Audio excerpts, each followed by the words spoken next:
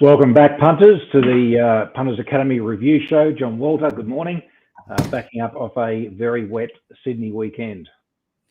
Yeah, it was crazy, wasn't it? Like, they were probably lucky to get 5 races in Sydney. They got 3 or 4 in at Port Macquarie, and some of the people saying the floods are water's worse than it was, at the height of that crazy 3 or 4 month period. So the madness continues. Yeah, I wasn't betting on the weekend. I was down in Sydney with the family and celebrating my wife's 50th. And it was very wet. It was certainly the Uber drivers did well out of us, getting Ubers everywhere and sundry. But I think pretty much this week it's forecast, isn't it, for the rest of the week, rain in Sydney. So yeah, looks ugly. We didn't get too much, wasn't it? They probably thought they'd get more up here than we actually got. I think the racing got around all right, but even Sunshine Coast looked like it was abnormally wet, sort of right down the outside there. So hopefully it bloody clears up sooner rather than later. Yeah, look, I mean, Sunshine Coast handles the water pretty well as a track, so it sort of never really is as bad as you think well, what they're calling it anyway, but definitely affected. I suppose, yeah, just going to be a bit of rain around the coast for the whole week, really. So I have to hope that we don't lose too many more meetings as a result. Anyway, the track on Saturday is given out an official 9 to begin with, and they downgraded it to a 10 after race 3. We're saying that the shoot races were probably worse. They were definitely in the 10 range, slightly worse than 10. And we're saying that the other course proper races, being races 2 and 4, were probably more like a 9 or just under a 9. So, but not too far off the official anyway. Okay, starting off with the highway, John, in race 1. Oops. They've gone out average tempo here, and was a pretty good performance by the winner, I thought. Yeah, she was a good winner first up down in her area, sort of sat 3 wide on the speed and kicked on, and it looked like there was going to be pretty good speed. I was very surprised that it was the horse that in front there. It was pretty easy and betting well sided. It was the early favourite. It was first up from a spell off a soft trial where most of these horses had a bit of racing, bit of hard. They were hard fit and ready to go. So iconic. This horse is only second up, and as you said, sort of absolutely dominates this race, bashes them, and all the horses certainly had their chance. I think the inside was a little bit of an advantage, but only just because I think it was the shortest way home and the track was just absolutely bogged. As we said, what was it, 10.1 from the shoot? So it was just really testing, and it was hard to come from back and wide simply because it was so testing. Look, it did appear Rails and Run was an advantage Saturday, which you'd sort of expect. Rosehill 8-metre rail, so I don't think that's all that surprising. But you're right. First use of the track here too, obviously assisted. The winner's done a remarkably good job, I thought, and can win better races off that figure. Certainly one of the better highway performances I've seen. The third horse, King's Trust, ran the best 8, 6, 4 and 2 sectional rating of the meeting, and it's going well enough. I suppose the other thing I wanted to talk about was just that horse you mentioned, Well in Sight. Apparently it got its tongue over a bit and just didn't handle the conditions at all. So wouldn't be surprised to see them produce this horse with a tongue tie next time out. Yeah, like you could say, you'd probably want it to show up maybe a month, 3 weeks or something, maybe even a trial.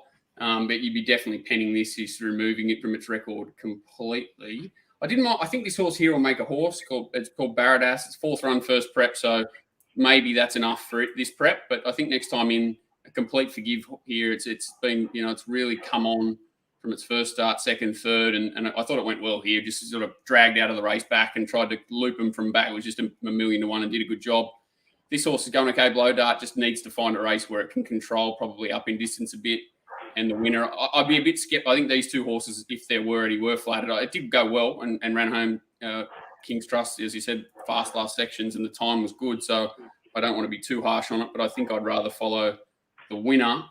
Clearly, like you said, it's just got all the merit, and the other two had sort of suck runs and finished off without ever really threatening. Yes, indeed. Okay, on to race 2, which is the 1,300 metre 72 race. Very fast tempo here.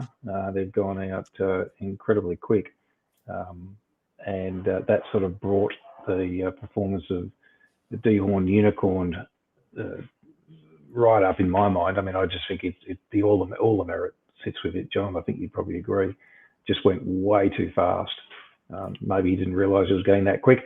Look, I will say between the 800 and the 400, I've only got him going about 0.7 of a length fast, but all the damage was done early from my mind, and the late sectionals were very poor, and that sort of aided the winner, I thought, and gave it, it appeared to be much better than it was. I think it was very heavily flattered, the winner.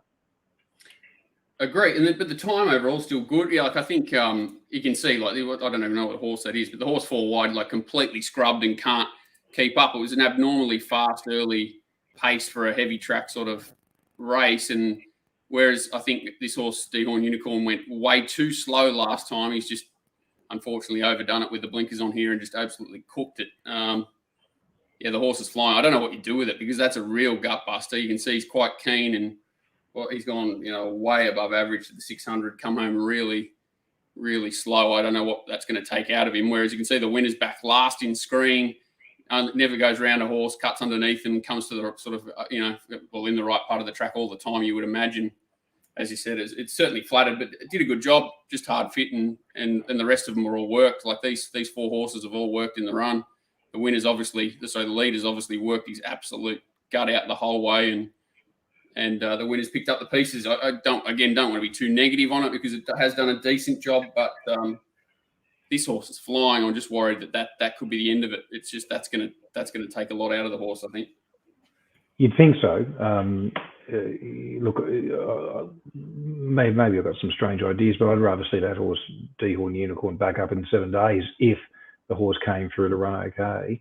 And obviously the trainer knows best, but I'd hate to see a bit of a break between that run and its next start if it was to go around again in this preparation. That was its 5th run this prep.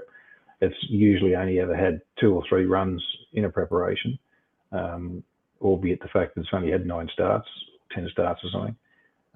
If they were going to go again this prep, I'd like to see it again quickly, assuming that the horses come through that run. Otherwise, tip it out and maybe bring it back, because as you say, I think if they freshen it up now off that 7-day backup run, you don't know what you're going to get. Yeah, you don't know what you're going to get. Very similar to race 3. Is there anything else to talk about in race 2? A couple of excuses there. Bullet Wing, it failed to handle the conditions according to Steele's report, and Divine OK came off the bit and blundered from about the 600 onwards. So it's got a trial before it lines up again. Well, Bullet Wing was coming out of a maiden where it sort of controlled the tempo, and nothing annoyed it, and it kicked and won, and now all of a sudden it's 4 wide chasing on a heavy 10. It probably had no idea what was going on at its second start in a race. So I'd certainly be forgiving of it.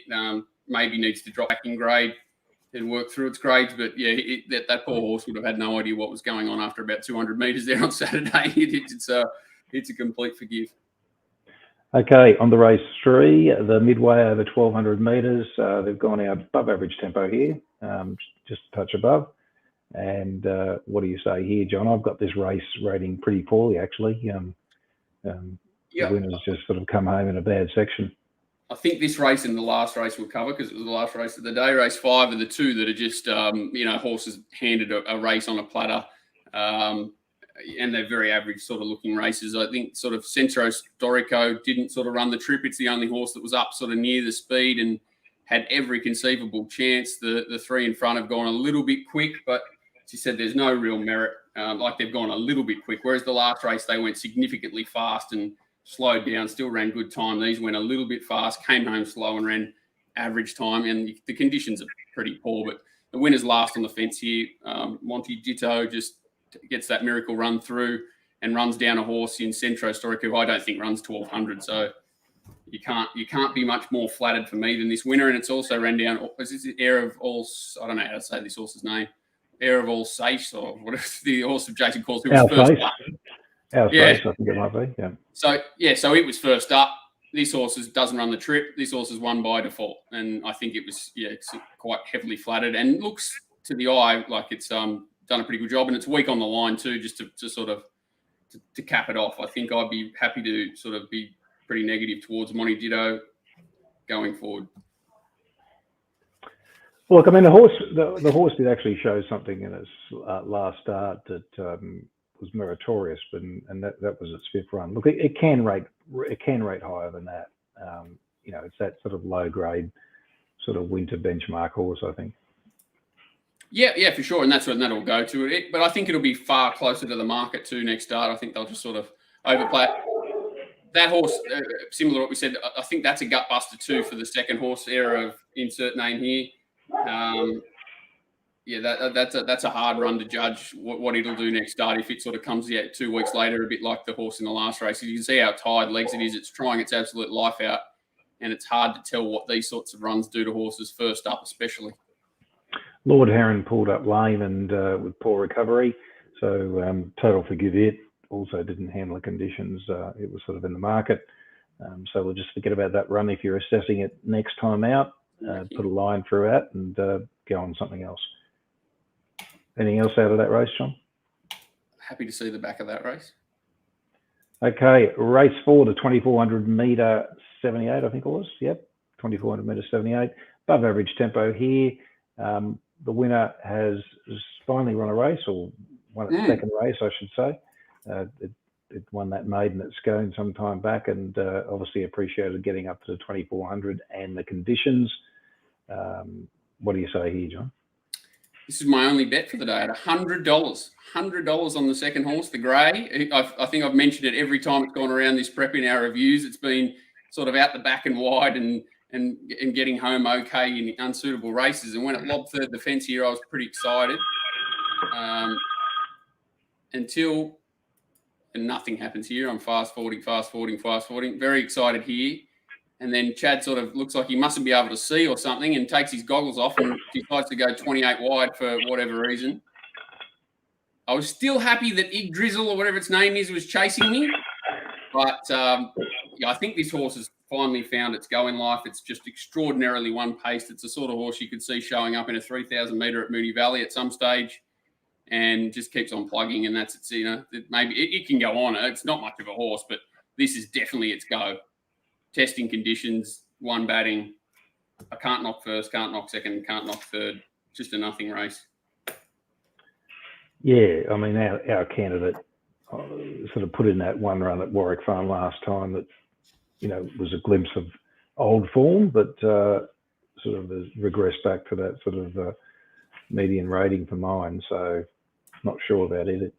Well, it was the one in the race that had the 2400 set up, didn't it? Like, it was the one that was absolutely perfect cherry. Like that, I think what you see is absolutely what you get with this. Well, at least these two horses have got upside of some sort. Look, to be fair, I actually think that our candidate's better on a good track. So, well, it hasn't had the luxury of that of late. So let's maybe if it gets a good track, and while it's in its current prep and it's fit and so forth, it can race a lot better. But that's my view of the horse. Race 5, the last race of the day, John, on a short program, 1100 metre 72. What did they do here? They've gone out sort of average tempo, and the bolter of the field, or virtual bolter of the field, has got up here, Riva de Sol. I'll pause this because probably the most significant thing happens about now. Here it goes. Yep, the favourite buck jumps and is totally out of action, and there was a fair bit in the stewards report about it. I think that they've got to trial it again and fit it with race gear to provide assurance that it won't do that again, or that they take every measure to ensure it doesn't do it again. I think T. Clark inspected the saddle at the barrier and was happy enough. So yeah, Punters, I had a chat to him, which is weird, and obviously the horses must be a bit of a funny horse. I know a lot of them. Some horses can like hold their breath and do funny things when they're saddled up at times, and they're the ones that are difficult to fit saddles to and not have them slip and that sort of thing. But for whatever reason, Timmy said that he got it. The guy had to do it twice when he was in the mounting yard. Then Timmy got it redone again behind the gate. So he must have thought there was a potential issue, and then obviously it still slipped. So just a bit of a horse to be wary of. It's a bit of a nightmare of an animal, but I'm not saying you expect that sort of thing to happen every time it goes around, but just have it in your back of your mind, even if it comes out and trials well, that it has has a few quirks that you've got to sort of factor in a little bit. I'm not saying, that's always going to be a chance of it doing something. That's just purely to do with the saddle slipping. The horse is not a psycho that's buck jumping because of its mental issues or anything like that. It was just a freak accident, but it's obviously got a few quirks, and that's a major detraction from the race. It does sort of put a bit of a pooey on the race, doesn't it? Especially with the winner getting up there at 40s. Look, it's not an unusual rating that the winner's produced. It's sort of its best race figure, but when you actually factor in age improvement, it's sort of getting toward a level that you would expect of it. But I'm not saying that you would have been able to find it Saturday. Good luck to anyone that did. Yeah, it's had the PR, hasn't it? Like it's had, if we're saying Rails in Run was the better spot to be, it's had cover, it's sat behind. Well, it's a fast tempo, but it's not a fast tempo. It's only a fast tempo because of how badly they slowed down. Horrible overall time. There can't be more warning signs about a horse's run than this. Like poor time, perfect run, favourite out of the race. This horse is severely flattered. Indeed. Okay, horses to follow, John, from the meeting? No. Barradas next time in. I'll give you Barradas next time in.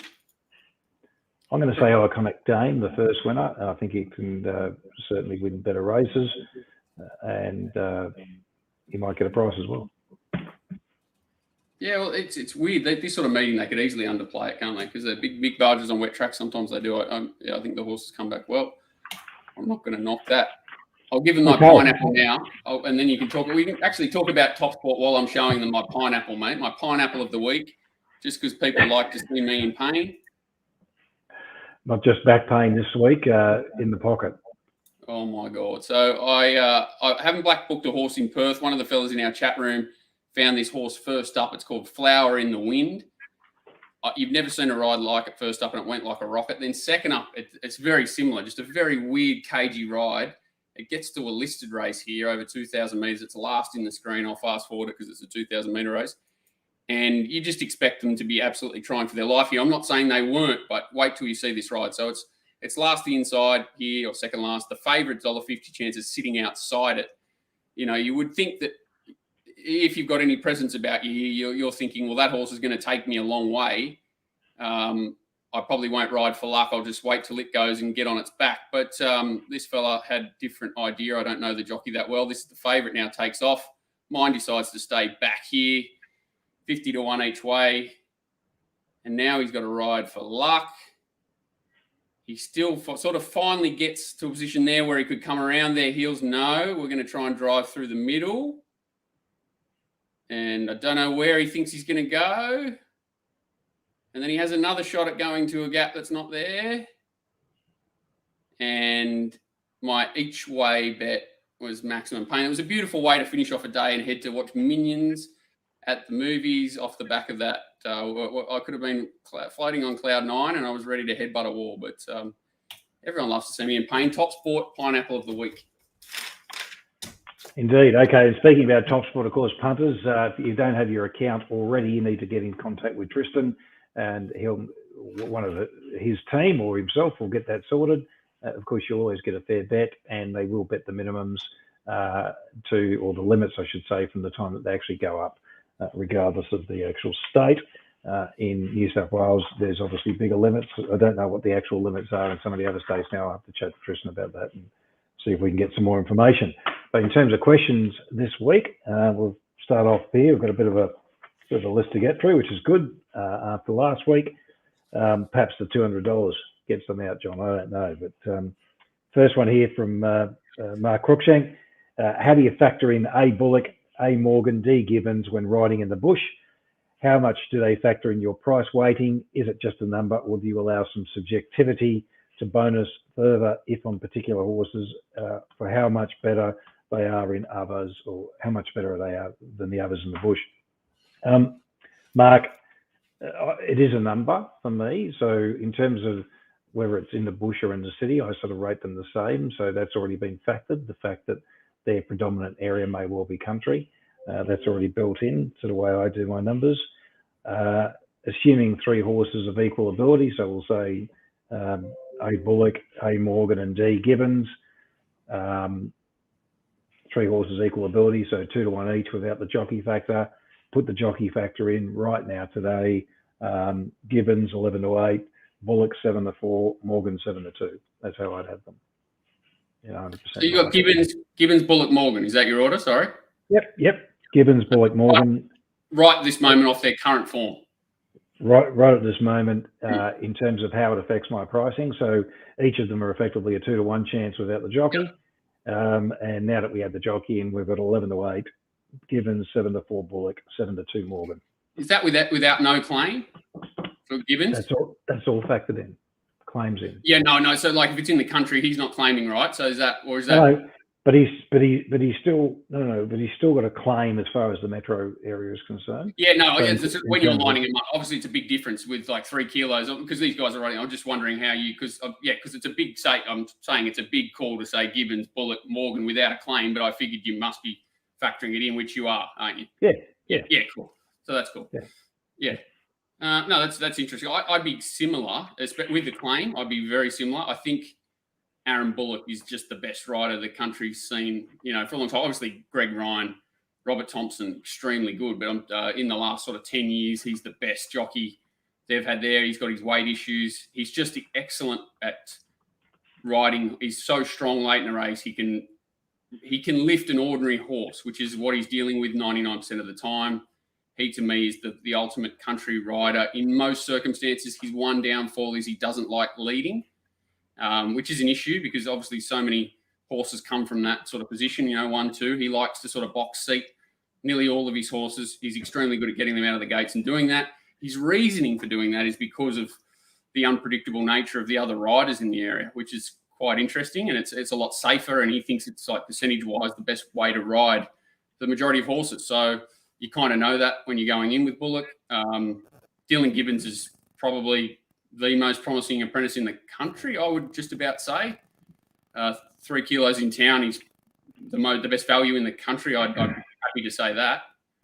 And Ashley Morgan's having a great season for sure. I don't think he's anywhere near the quality of Aaron Bullock, and I think Dylan Gibbons will be, if he continues on his upward path, will be, he'll be a long time city jockey. So, and they've got a lot on the rest. I know where Mark's coming from here. These guys, how do you subjectively do it? For me, it's about the horse, and as if I'm a bit more of a field person, if you find the right horse with Aaron Bullock, I'm happy to really take a lot shorter price than I would about any other jockey. Under the circumstances, he literally is just better than them and lifts them. Because we're talking about average horses here that can't be lifted by someone who's not a strong whip rider and can stand over a horse. So I think it's a good question because of the lack of quality in the country racing in both jockeys and horses. And there are only a few that you can deal with. And there is a big differential between, because I'd love to actually be interesting if you had a bigger list with your 2 to 1, each of all of them, the difference between Bullock, Morgan, Gibbons, and then to the other spectrum, and I think it'd be interesting to know how big a difference in pricing you would have from your top to bottom jockey. You know what I mean? I'm not asking that question off the top of your head, but if you went further with it, I'd be quite interested to see what, even just off numbers, you say. So I probably talked too much about a pretty quiet question, but I do like the question. I think it's very important to the way I do things. Yeah, I could work it out. I mean, it's not. I'm not. Yeah, it's it because they're probably 3 of the premier jockeys, right? And you've got a difference of 11 to 8 and 7 to 2. Did you say? Which is a huge difference, right? So imagine when they all start 2 to 1. So they're all 2 to 1 before we had the jockey in. Yeah. And now we've added the jockey in. I think the thrust of Mark's question was, what effect does it have on my pricing? Yes. Well, that's the effect. As of today, that's the effect. In a month's time, it could be different. That's right, and you can answer that far better than I can. Like just straight off, that's exactly that. That's your number. I can't really give you that because I'd have to talk about the horse and everything. And I think it's just that shows you the big difference. Like 11 to 8 from 2 to 1, 7 to 2 from 2 to 1, and we're talking about a jockey there, the one that you got 7 to 2, that's ridden 128, 130 winners this year. So he's obviously going well, but you've still got that big differential. I think it shows the difference in jockey, how much of a difference it makes to the market. And there'd be another, I'd say, maybe 3 lengths or so back to the worst of the bush crop. Yeah. Huge. Which makes a big difference in price. Okay, so I think that's answered. Next question is from Bill. Bit of a sensitive one here. I'm just going to be just down here for this one. Just a question around taxation on professional punters. Do some professionals run their betting profits through the services they offer, systems, tipping, etc., or through limited companies, etc., for taxation purposes so that they can offset costs? Do taxation rates or declarations vary state to state for professional punters? Do some professionals you know who don't run any services just pay a flat taxation fee on earnings, or is it just not talked about? Well, it's not talked about much, that's for sure.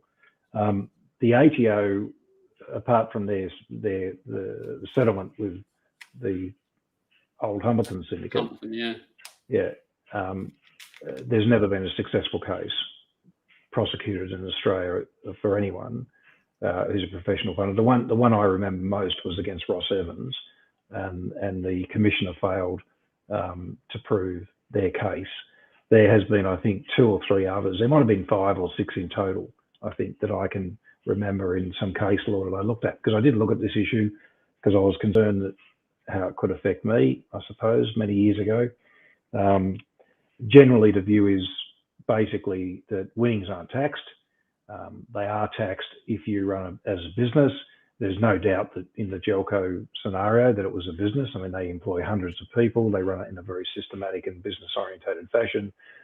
That would have been a much easier case to prove than Paul Daly or John Walter or Billy Bloggs, being declared a professional punter. I pay an extraordinary amount of tax, but most of that is on investments and earnings and gains from that, and obviously PAYG through salaries that I draw. But in terms of winnings at the races, well, they're not taxable. If you want to define what a professional punter is, I suppose that's another question. You can ask 10 different people and get 10 different answers. My view is that a professional punter is somebody that makes the larger portion of their living from the actual betting side of their business. Well, that's what they do. They don't have a job. They don't have another income stream supporting it. So, for instance, people that are selling tips, I don't think are professional punters. That's just my view. I mean, they can argue and see it differently. That's fine. But that's just my view, is that that's someone who lives off it. It's a loose term. Yeah, it's a loose term. It's a very loose term and a loose title. What would you say, like a professional punter, just off the top of your head? So that's a professional punter is someone who can have an opinion on a race and work out how to take advantage of it and lives off that. So it's not just a form student. They don't even have to be a form student. They could be betting off other people's markets. It doesn't actually matter. So yeah, it's an interesting question in itself. What is a professional punter? Yeah, you don't have to be a form guru to become a professional punter. I mean, you can become a professional punter and know nothing about horse racing. You might just be an extraordinary trader and be able to read the market, or you might be in play, or you might be somebody who has access to other information and bets off that. I mean, I'm certainly no genius, but I've actually been approached by people in the past who, all the silly stuff that I say and do, they say to me, I make far more money than you ever could off listening. And so like just, different things they pick up off you or me, whatever it is, and they run systems around them, and they're much better at extracting value out of information than I could ever be. And I've always thought that's my biggest downfall is turning information into profit consistently. And to me, like as you say, I think someone like that is probably far more a professional punter or gambler or whatever the hell you want to call it, than say someone like I ever would be, because I'm not. I don't capitalize on all areas. I've certainly got a specialty set of skills, and they don't cover the whole spectrum. Whereas some people just accept that they're not good at this. They find someone who is. They use their information and then capitalize on it. I think they're much more a professional punter than I'd ever be. Look, it's just a loose term, but look, I suppose the crux of the question is the taxation aspects of it. It's not taxable. Yeah. Don't worry about it. Move on. Okay, next question is from Jake. I've worked extensively with the Army and the Air Force regarding load carriage. More so, what are ideal weight percentages or body weight percentages we should get soldiers to carry in their packs when marching around during training, and how much does adding small amount of weights during testing over 5 kilometres or 15 kilometres affect soldier discomfort and times?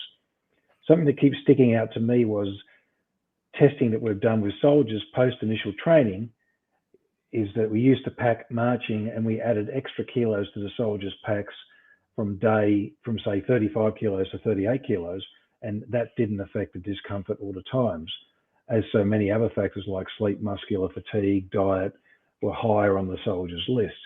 I understand humans and horses are different, but I struggle to see how small weight swings that a horse has to carry has virtually any bearing at all compared to the balance, skill, intent, and power of the jockey. What do you want to say about that, John, first? Yeah, I see, because then again, it'd be interesting. You can give a much more definitive answer, like statistically, whereas I'm probably more of a feel person, and I kind of only take notice of weight a lot more under different circumstances, where the horse is going to be, jockey as well, things like dead weight as opposed to a 48 kilo jockey riding a 60 kilo horse or a 58 kilo jockey. I think that's important. I think dead weights certainly seems to be far more beneficial than not carrying dead weight is more beneficial than carrying dead weight. Some people like Gay Waterhouse, so I'm assuming Robbie's big on similar like that. You can probably touch on it, because I know that Gay's heavy on having heavy jockeys on heavy weighted horses if she possibly can. But to me, I think it's overplayed compared to the jockeys and things like that. I agree with that. I would say that weight is overplayed compared to other factors. The fundamentals of handicapping haven't changed in centuries, and weight's a primary factor. How you apply it and how you view it and what you do with it in terms of adjustments to your markets or your prices or your ratings or whatever you're using, that's really, I think, the key. I'm not going to talk about my method other than to say that I don't subscribe to the 3 pounds a length or 1.5 kilos a length theory. I think it depends on a lot of factors. The most obvious one is distance. Yes. So meaning that weight has a more significant effect the further you go, the longer a horse travels. I mean, it sort of makes sense from a physics point of view, doesn't it? It should do. It should do.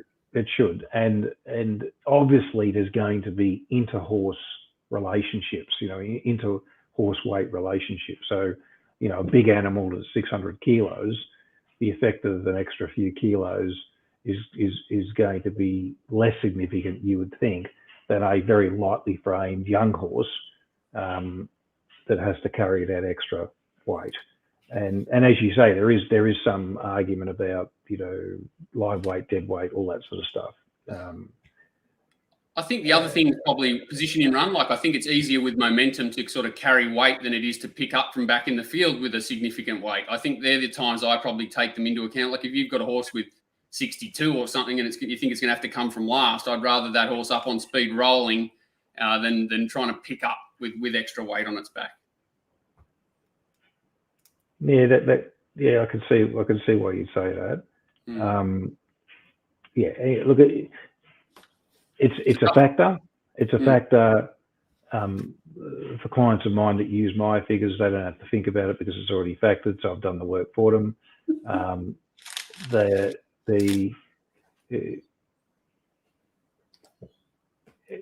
I think, look, there's so many different ways you can chop the weight up. And there's different angles. I mean, all I know is that my algorithm would have more than 100 subsets of weight to it. So, breaking it down in different ways and using different measures and sort of giving different importance to different things. But I don't think about it. I mean, it's just done. I mean, it's not like I get to a race and go, well, now I need to think about the weight. That's already factored. So, from that point of view, it's irrelevant, but it is relevant in terms of the way it affects the numbers.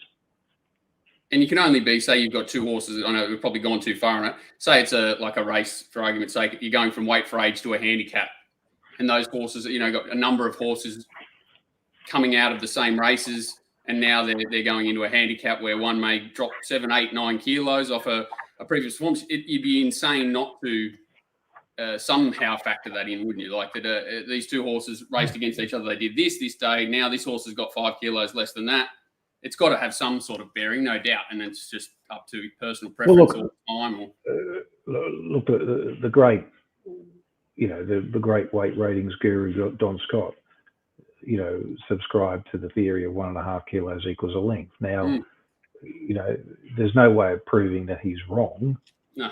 Well, I mean, you can sit there and anecdotally and numerically form an argument and come up with a narrative as to why he might have been wrong.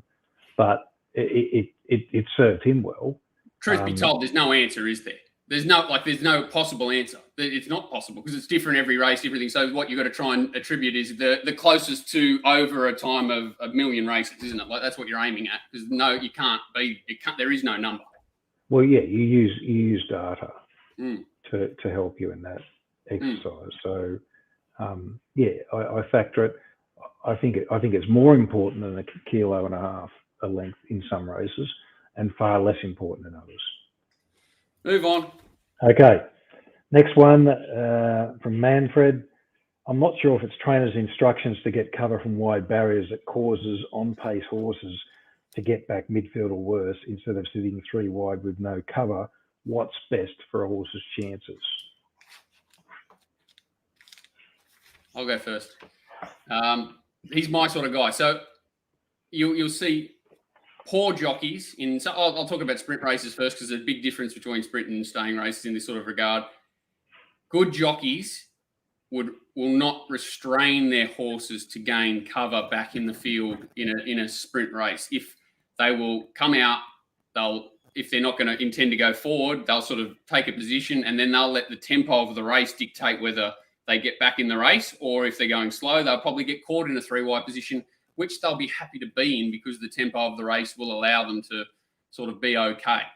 If they're going fast, they'll get back off the speed and most likely find cover, but the energy of the race is that it's being used up, so those horses will come back. Whereas if you go into a slow run race, you restrain out of the race, all you're doing is giving away ground that you shouldn't be giving away. So for me, that's the key. It's far more important to me in sprint races than distance races, so I won't even bother talking about that. But the difference between an average jockey and a very good jockey, especially from wide draws, they very rarely restrain noticeably, unless it's to sort of go back to last and then find a rail position or something crazy like that. So it's Rosehill with the rail out and you're not going to be able to come around them. So you drag back to last, come up the fence and ride for luck. That's different. In a normal race with no bias or anything like that, the better jockeys will let the tempo of the race dictate where they end up rather than restraining a horse on purpose to find cover. I think it's very important. I agree. I think that's a very poor way to apply tactics in a race. I'd rather the horse be out there wide and up on speed. But yeah, you're right. It depends on the pace of the race. Obviously, in a slowly run race, it doesn't matter if you sit wide. But it also may not matter even in a fast run race, depending on what the ground's like on the inside. I mean, if the fence or the inside few lanes are completely gone and they're not the place to be, then maybe being out wider is actually better, and it's not a disadvantage. Well, if you've got a fast horse, right, that's going to travel up on speed, if it's wide anyway, like you say, even if it's a decently fast run race, that horse is not a horse that can quicken off a tempo anyway. So as soon as you take that away from it, you're detracting from the horse's natural abilities, aren't you? Yeah. It depends on the pace of the race, depends on distance, and a whole lot of factors. But look, jockeys do sometimes obviously ride to instructions, or often ride to instructions, and often those instructions may be well intended, but they unfortunately bring about the demise of the horse, and that's why I suppose your mapping and everything else comes into play, doesn't it? Why it's so important. Well, sometimes they do it now because of the stewards maps. They're riding to the stewards map. It's a different time now, and it's getting worse, isn't it? Like they're scared of upsetting not only trainers and owners but stewards as well, just because they're not in a position that they're being told to be in. So we're talking about the New South Wales racing maps. Yeah. Who Often they're grilled, aren't they, after the race? Why weren't you here? And you can't say, well, your map was hopeless, can you? It's very difficult to say that to them. So, they're under a lot more pressure now to not use natural ability and do what they're told. So what are they like? What do you mean? The maps. Yeah. Look, I did go through a period whereby I did look at them, and they were being done by somebody else. And that somebody did a reasonably good job, I thought. But that's changed, and I just want them to keep doing them. That's right, because they're misleading. It's beautiful. Without saying that, I'll say it. Yeah. Okay. Next question from Chris. Do you think LaDon? We'll do Graham's after. Yep. Do you think LaDon Levy is a spring prospect or just a class above that field on Saturday in the Caloundra Cup? Look, I haven't done the meeting in detail. I did go through it quickly to be able to answer this question, though. I've got that performance pretty close to its best performance, which was first up run at Flemington. If it keeps running to those sort of figures, then it's a shade below the black type racing, I think, and probably maybe an open handicap horse at best. If it improves, it's now had quite a few starts, 26 starts or something. I know a lot of those were overseas, but if it improves, it would need to improve, I should say, lengths to be a spring contender in the stakes races. Yeah, that was like that was a Saturday race. I'm not saying it can't do it. I'm just saying that I'd be a little surprised. The pat was in its favour. It likes wet tracks. It was a horrible field. Yeah, I'd be very wary about even worrying about it lining up in. You'll be getting huge odds anyway, so I don't want to knock it if it lines up over the spring. But yeah, a few things went its way that maybe it didn't look like it did on Saturday. Yeah. Okay, get on to Graham's question here. Trying to understand the weighting of SP profile on horses going forward. Could you price this hypothetical race if they all met under exactly the same conditions next start and each horse was equally suited to these conditions? So if I'm understanding your question, Graham, you've given me a 4-horse field. You've got SPs there, or implied expected probabilities there of $3. The horse that is $3 wins, beats the second horse by a length, it's $8. The third horse by a further length, it's $10. And the fourth horse is $2.20, and it gets beaten 3 lengths. So I'm assuming you're asking what happens next time they meet if it's identical race, same conditions,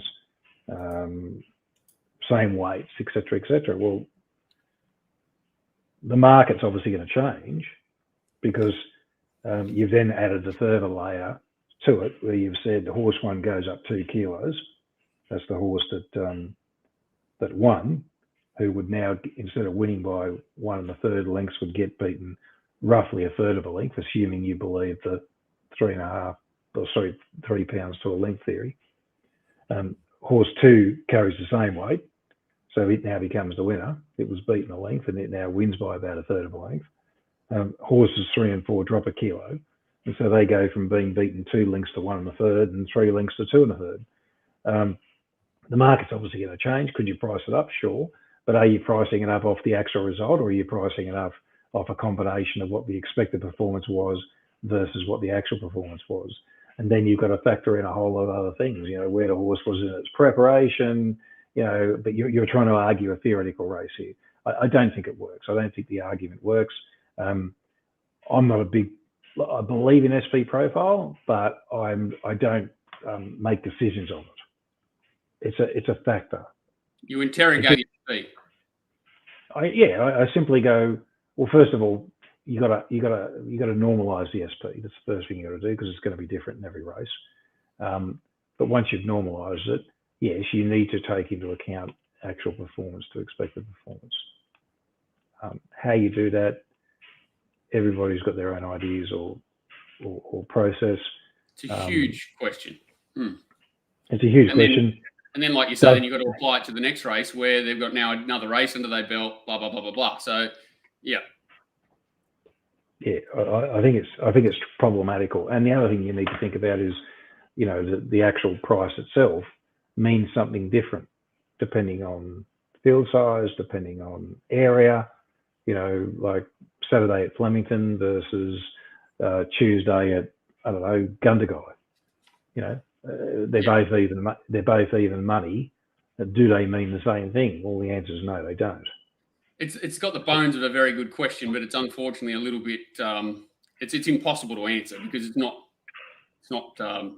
practical really, because that's one layer of 20 layers you've got to interrogate to get to the answer, probably, or that could be more. Well, yeah, but I mean, but there is a big distinction, and I suppose, Graham, if I can give you some advice, if you want to go down this path and investigate it a bit more, realise that an even money SP at Saturday Flemington isn't the same as Gundagai Tuesday, wherever. There's a massive difference. So being able to understand what that difference is worth is another thing. But look, horses are priced by a market, and that market is predominantly set by the mathematicians, certainly in the more feature races, and they're not relying on one race. They're not saying, let's price these horses today based off their last start SP. No, it's just one factor. That's just one of the many factors. Okay, TopSport question of the week from Nick.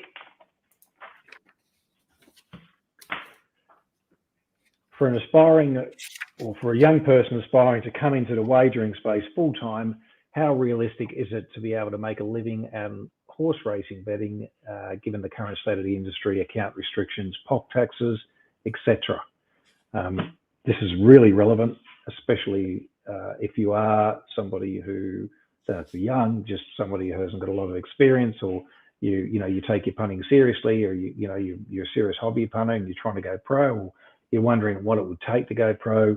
Would you do it? John, what would you do? Like if you were starting again now with a limited amount of knowledge, but you love the game and you obviously have a view on different aspects of it. What would your advice be if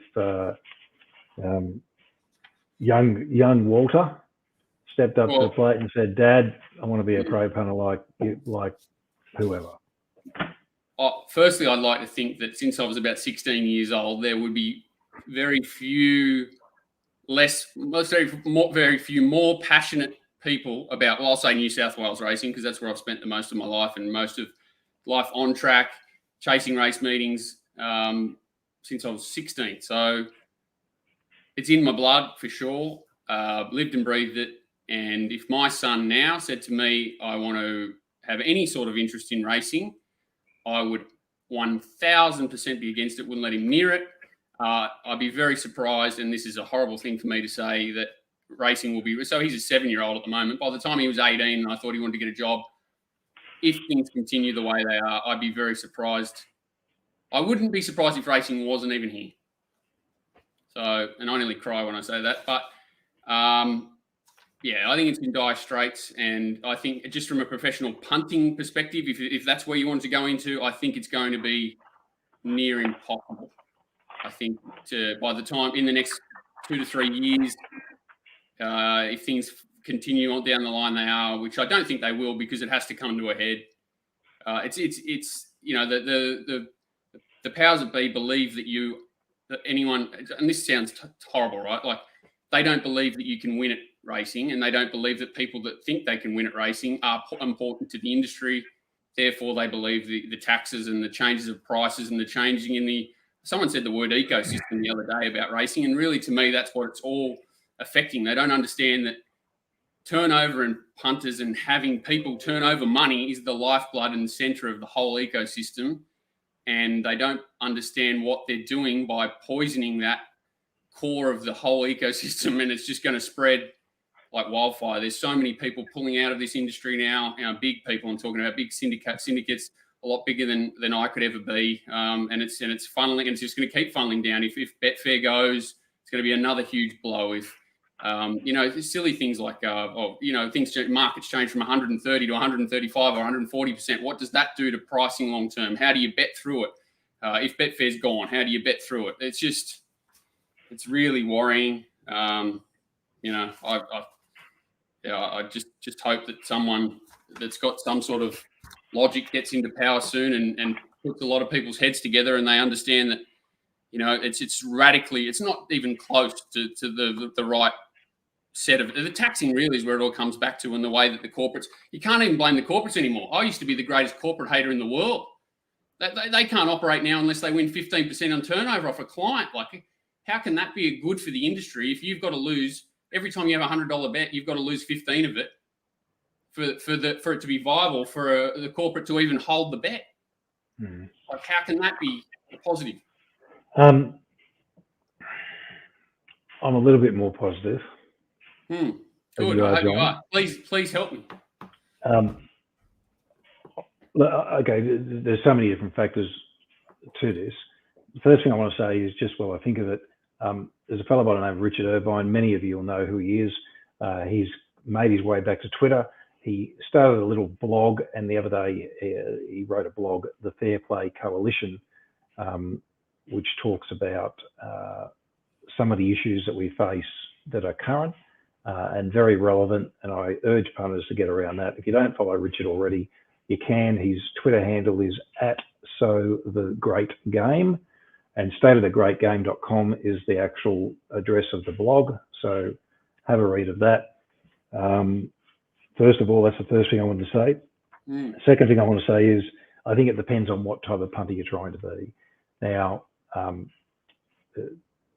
due to ever increasing time constraints on my life over the years, I don't have all the time to develop to devote to just betting. So I've got other things I've got to do as well, and that I want to do.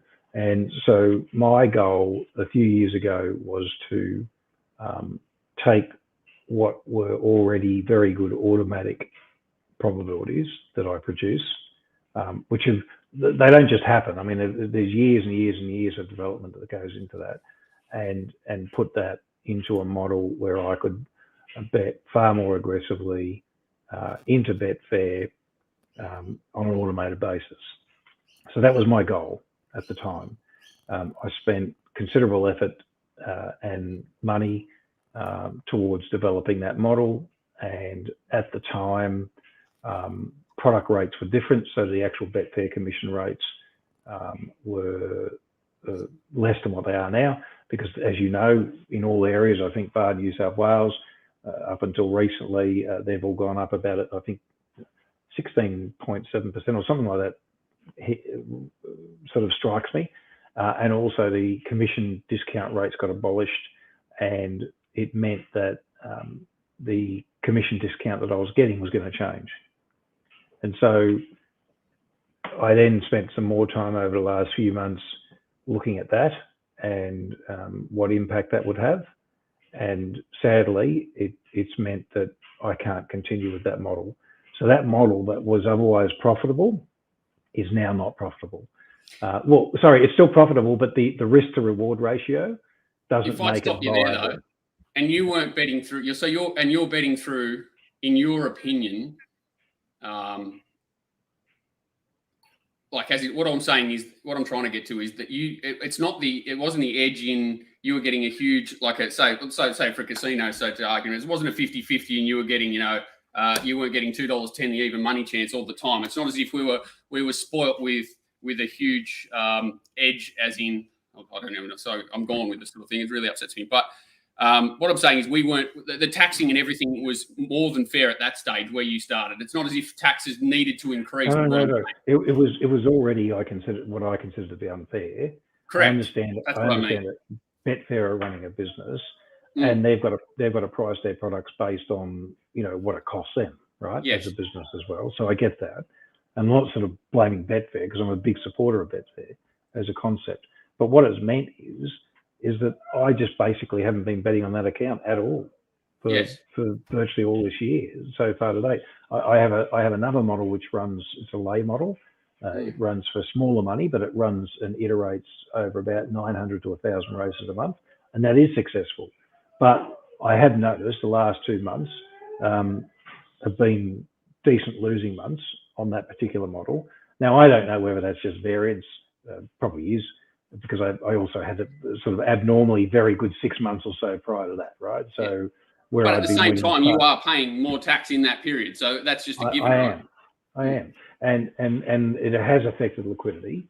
So all I'm saying is that from an automate, if I was going to be, I suppose what I'm trying to say here, Nick, is that if I was starting out with an aspiration to be a model-based punter where I could somehow automate and bet full time, I think that's really difficult to do. And I know how much money I spent on it, and I know how much money and how much time I put into it, and how much expertise I had helping me. I employed top mathematicians, etc., to help me do all of that. And I'm not saying it's a dead duck. It's just that I've made the decision that the profit to be obtained isn't worth the effort and the risk. I can make more money doing other things. As someone who's far more gifted in the mathematical space, it's easily reversible if the taxes are put in line with what they should be to encourage turnover. So turnover goes up and the output for the industry would still be probably greater, and it would create better opportunities for you and I to exist in the space as well long term, and a million other people. Yeah, so we're looking at other jurisdictions and all sorts of things and ways in which we can, I say myself and my partners, as it were, to make. You're not alone, right? No, I'm not alone. I'm sure. But if you're doing this, other people have already made the decision to leave the space, haven't they? Like big players have already left the space, and others are looking at the same sort of situation currently. Some have left, but I'm still actively betting, and here's the more positive bit. If you're someone who wants to come into the industry and go, I want to specialise, I just want to do Sydney, or I just want to do Melbourne, or I just want to do Queensland, or whatever, or focus on a particular segment of the market, then I think that there is still the opportunity to win at that and win handsomely, and I'm doing quite well from that side of it. Not as well as I used to, for sure, but I think everybody's in the same boat. And the taxation has impacted our profits. I didn't make as much money last year as I did the year before, and didn't make as much money as I did the year before that. And so it's still substantial, but it's certainly having an effect. And if it keeps going this way, then... But they're not done yet. That's what I was going to say. They're not done yet, are they? No, I don't think so.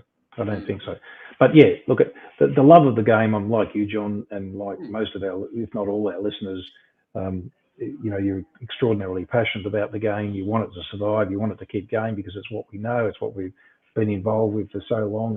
It's so much at our core. But the thing that you should be doing as a punter, I think, if you want to get into this, learn how to handicap, i.e. do the form, and understand that.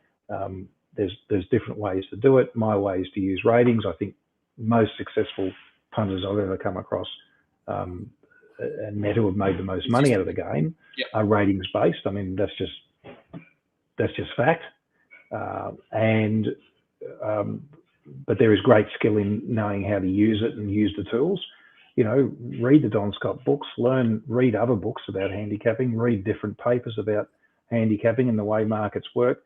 Learn, be patient, put in the effort, and yes, you can make decent money, and it is possible to live full time off this, because I know a number of people that do, and I say good on them.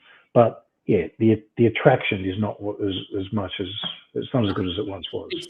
You always get sort of asked the question. It's nearly harder now to get set on a winner at acceptable odds than it is to find the winner, and that shouldn't be the way it is. And if that's the way it is, it's not very attractive to sort of landscape to enter into, is it? And that's the problem. But it can all be reversed. I just hope that it comes. And I'm worried about trainers. I'm worried about like country trainers who've sort of stepped on. I talked to all these people. They're all struggling. The only ones who are sort of not are probably the ones in the bloodstock side of things, and that's not a go at them at all. You know, they're capitalising on this ever-raising prize money, which is unrealistic and unsustainable. And and it's really, to me, is that word ecosystem is what it's all about, because it feels like, you know, the Great Barrier Reef, that we keep pumping oil into the Great Barrier Reef, all the coral's going to die, and this is going to die, and it's all going to die soon. And hopefully someone jumps in and bans all the plastic straws in racing before it's too late and the turtles are all dead. But anyway. Well, I mean, look, it's how you view it all, right? So if you're P. Volandis in charge of New South Wales racing, and your object your mandate is to make New South Wales stronger and effectively weaken your counterparts in the process, then I think he's doing an absolute tremendous job. You could argue that he's doing a tremendous job. You know, he's increasing prize money.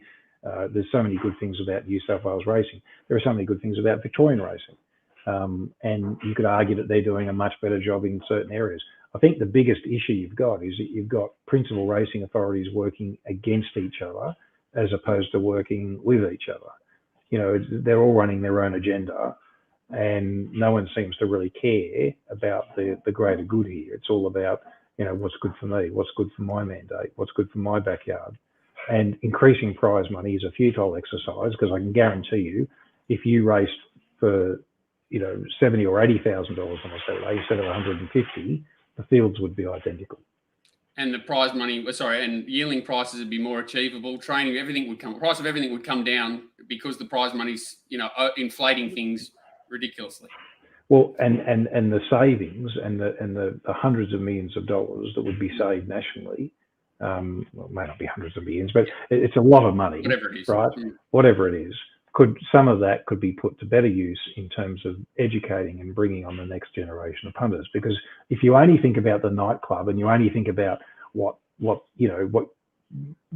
current group seemingly want, and you just give them what they seemingly want, well, you're not actually going to have a next generation of punters to line up against. And I saw a tweet that Brian Martin put out of the Flemington betting ring on Saturday or whenever it was, and it was sad, you know, to see that it could be like that. But unfortunately, that's the state of affairs that we find ourselves in.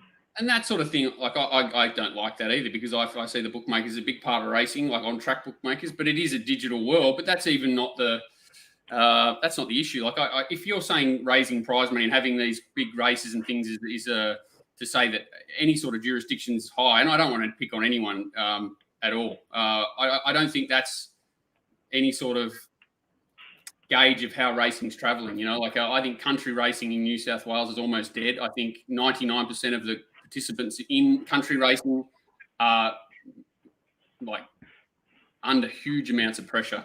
The quality of the horses is horrendous. The jockeys coming through are pretty much non-existent. It's those sort of things that I think need to be fed, as well as, you know, punters. You know that I'm with you on educating punters and having the best possible turnover model to allow bookmakers to bet the best possible prices, so everyone can turn money over and win, and not win, just have their opportunity to win. Like you shouldn't be gifted anything. Absolutely, everything should be fair. I don't think we should be handed anything on a platter. But for the country, provincial, city racing to thrive and the betting landscape to thrive, everyone has to be lined up, and it's nothing to do with prize money. I agree with you there, and that's only overinflating the whole industry. So to be gauging how the industry is going on prize money alone is frightening, and I feel like that's how it's sort of looked at. And the other thing is that they all talk about increased wagering turnover. We've had a massive spike in wagering turnover due to COVID. Yeah, because everyone was locked up. As a society, we've had a lot more money in our pockets and disposable income. Interest rates have been historically at record lows. The party that's been had is not going to continue. Well, it's just about the lights just went off about 6 weeks ago, didn't they? And it's starting to unravel, and now they're so short-sighted that they're increasing taxes, 50, 100, 200%, some of these jurisdictions, on numbers that are artificially inflated so simply. Like, again, this is not my sort of forte, but any sort of mathematically minded person would get in a room and explain it to them in 5 minutes that this is not going to continue, and if anything, this is the time that we should be cutting, not rising. So well, it depends. It depends what your objective is. I mean, we could go on about this all day. Yes. And just another tweet I saw regarding Queensland racing, where it had the Queensland meeting virtually at the bottom of the list, as almost a means of trying to discourage turnover. Yes. Well, they are. They're actively trying to discourage turnover. And it's not even on. This tax is on where you live. It's not where they're betting. So this is just the first step in a number. I don't know whether it's legal, but you would imagine at some point it comes a stage where if I'm in Queensland and I'm 20% pot on whatever, maybe I don't want to bet anybody in Queensland. What happens then when Sportsbet says, well, you're in Queensland and we're not going to accept any bets from people in Queensland? Will they be allowed to do that? Yeah, maybe that's a good reason. But I mean, the way it's going, we'll end up with a New Zealand style racing product. Yeah, something like that. I'm just concerned across the board because, as you said, I built up good relationships with a lot of trainers and jockeys, owners over the time I was managing riders, and I still talk to a lot of them and have good close relationships with a lot of them, and most of them. And I'm not talking about city trainers, they're not the people that I had fun dealing with. I had fun dealing with the country guys who were trying to, get their 20 wins a year to survive, and they're really struggling. Like they're all owed money because, as you said, the economy's about, is not great compared to sort of what it was, and a lot of people have made big commitments to horses and other things now, and this is going to be the first bill that's dropped off as they struggle to pay, increased petrol bills, whatever. It doesn't matter what it is, but the horse bill's usually the first one dumped, and these little trainers are the ones that are going to be left holding those sorts of bills as well. No one's worrying about that. And I'm talking about sort of dozens of guys I've spoken to. None of them are in a good position. And like I said, they get a maiden winner. The benchmarking system is really pushing them to town. They can't keep their horses win 1 or 2 races at the moment in the country, and they're not competitive where they have to race. It's just the whole system's really eating itself alive. And I hope that, some smart people get involved and really have a good look at the whole system. Like you say, that it needs to be nationwide, but only New South Wales. But there needs to be national regulation, doesn't there, for this industry? Well, I think a national body would help, and I think lots of changes need to take place at the wagering landscape level in order to try and reinvigorate turnover. I mean, the tote needs to be, it needs a shot in the arm. I'd be happy to put all the business through the tote if the attraction was there, and the rebates weren't, geared towards the elite few. Yes. And they made it more attractive to wager on course. And there's been plenty of ideas bandied around. Hong Kong's obviously that's what it's like, right? So and then it's probably the biggest driver. But everyone gets the rebate, John, right? That's what I mean. If you bet the required sum, you get the rebate. I mean, it's a tough environment, sure, but that's not the point. I suppose the point we're trying to make is it works, right? It works better than just about anywhere in the world. And I'm sure they generate plenty of tax to keep the industry going and whatever else it needs to fund. It's the thing is, if punters bet a lot more, they'd actually make more net dollars, and the punters will bet a lot more if they're given the incentive and the inducement to do that. Everything they've done for the last 10 to 15 years is handicapped punters. It's stopped you slowly from turning money over. Okay, maybe we had it too good for a long time, fair enough, and it had to even up or whatever, that's fine. But now they've gone sort of way too far. And for it to be now basically a poker machine model where they if a corporate has to win between 15 and 20% in turnover off a client for them to be viable, these people that have got their $100 and $200 a week to spend on gambling, which is a lot of money, if they're losing it, probably I'm going to say 50 to 100% quicker than they were 2 or 3 years ago, they're going to get bored of it pretty quickly. They'll look for other means of entertainment and other means of, wagering or gambling. Absolutely. Yeah. So, and that's the theory that recreational punters they don't care about the other scale, which is what we're kind of concentrated on. But if they believe recreational punters can fund the industry and fund all these huge booms in prize money and everything going forward, I think they're going to have a pretty scary outcome. Indeed.